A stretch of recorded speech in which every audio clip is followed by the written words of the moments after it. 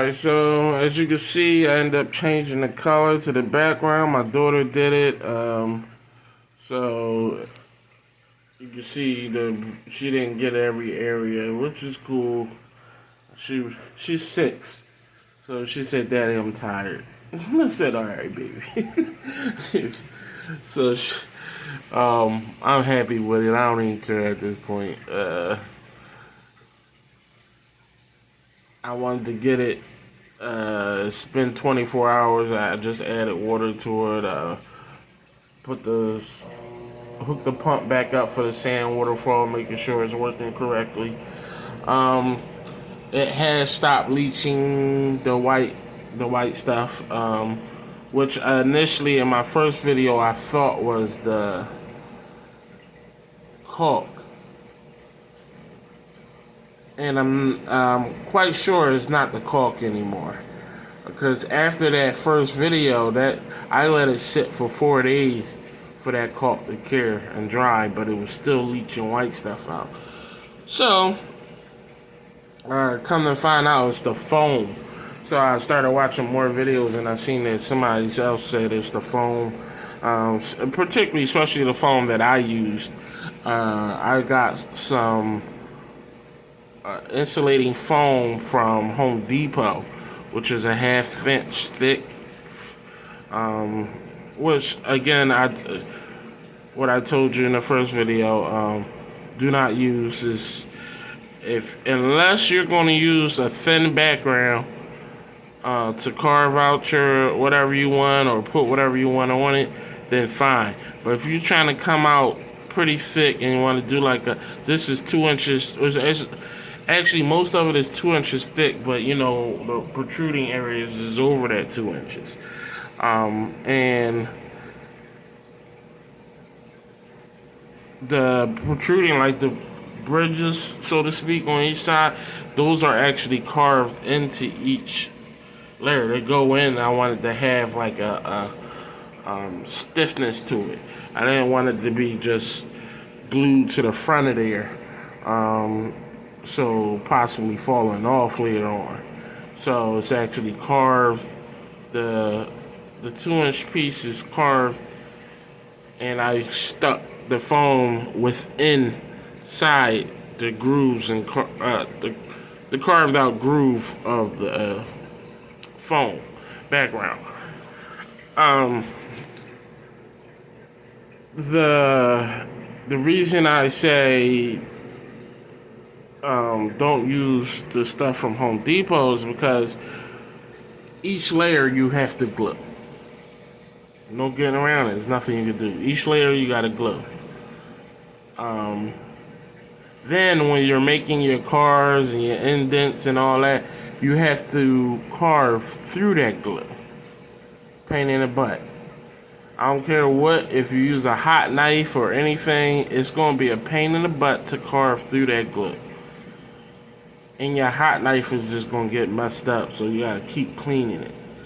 So, I suggest you getting a 4 or whatever inch thick piece you need from Amazon or whoever you can get it from. Do not go to Home Depot to get the thin layered foam. Now, they do have some pink insulation. I wasn't sure if that was going to work. It was about 3 inches thick, and I wasn't sure if it was going to work for my aspect of my project here, because I wasn't sure what would leach out of it. I just knew the white stuff, you just had to leave it sit for a couple days or so for whatever was in there to leach out.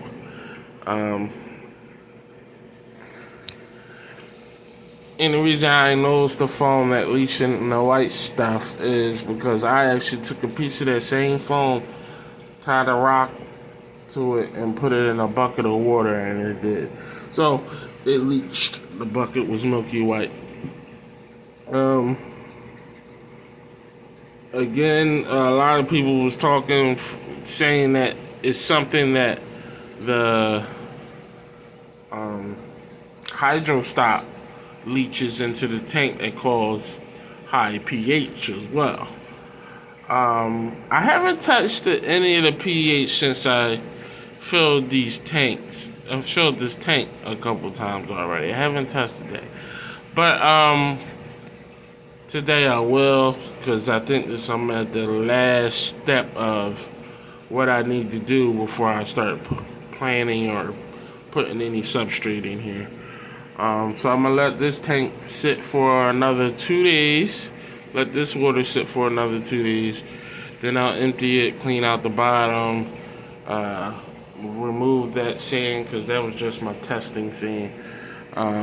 Remove the sand, and then get that rock area, that area at the bottom rocked out.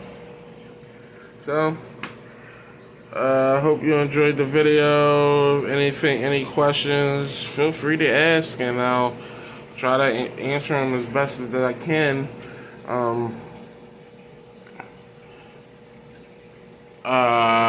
Let's see. If you didn't see the first video, I do have a 125 gallon pump running a waterfall.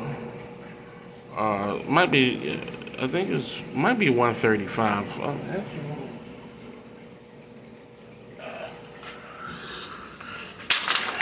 I done dropped the remote. Excuse the mess. This is my fish room, and since I've been working on this project here, it's a mess. This is the pump I got for it.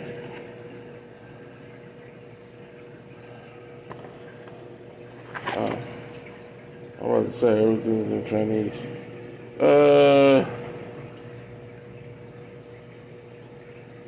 8 watt. No, I believe this is the 6 watt version. Oh, 302. So yeah, it's the 6 watt version. Say 500 liters. 500 liter horsepower, I believe that's what it says there. I believe what I read online, it was 125 gallon per hour. The first pump I put on here was 90 gallons per hour. It didn't work, but I don't believe that it was the pump that was the issue. I believe it was the plumbing that I hooked up that was the issue. So initially I made a box out of the plumbing for the bottom. I made a box instead of a rectangle. So the suction area T was before 3 elbows. It was before 3 elbows on that box. And I realized after thinking about it, everybody else's was actually a rectangle, and the T was right before the elbow that sent it up the lateral. I think, oh, maybe it's just not enough head pressure to go through each elbow and get the sand up the pipe. And so I changed it to a rectangle. The T is about 2 inches before the first elbow, and then the second elbow will be up top at the fall part. So try not to divert from the actual plumbing that you see everybody else has done, unless you're going to do a high powered pump on that, on your plumbing. I wanted the pump to be as small as possible in order to keep the background small. And there's a lot of things I would do differently on the next background. One, I gotta pull a pump from the bottom area. Next time I'll make a cavity where the pump I can pull straight from the top when I need to do maintenance. Which means if I have to excuse my language, if I have to pull that pump, I have to drain the tank completely in order to get the pump out of there. I mean, I don't have to drain it completely, but you don't want to work around in the water splashing and all that, especially if there's something wrong with the pump. Um, Also, what else? Next time, I will build my filtration within the wall. Um, I will make a cavity area, use a sponge filter, put like a grate somewhere within the wall, and then have that cavity area with the pump sucking the water through, which will go through the sponge and cause this, its own clean, so to speak.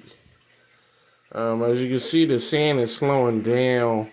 That's what I meant by I have to build a rock area, because what's going on is the sand is falling towards the sides and then flowing down. But the sides don't just flow down inward; they flow down outward. So that's what once I get the formation, the rock formation down in there, the rocks will keep it inward. And I can, like I said, the more sand you put on top, the better, the heavier the flow will be and all that as well. What else? That's about it. So I hope you enjoyed the video. Any questions you may need or ask, again, put in the comments. Thank you.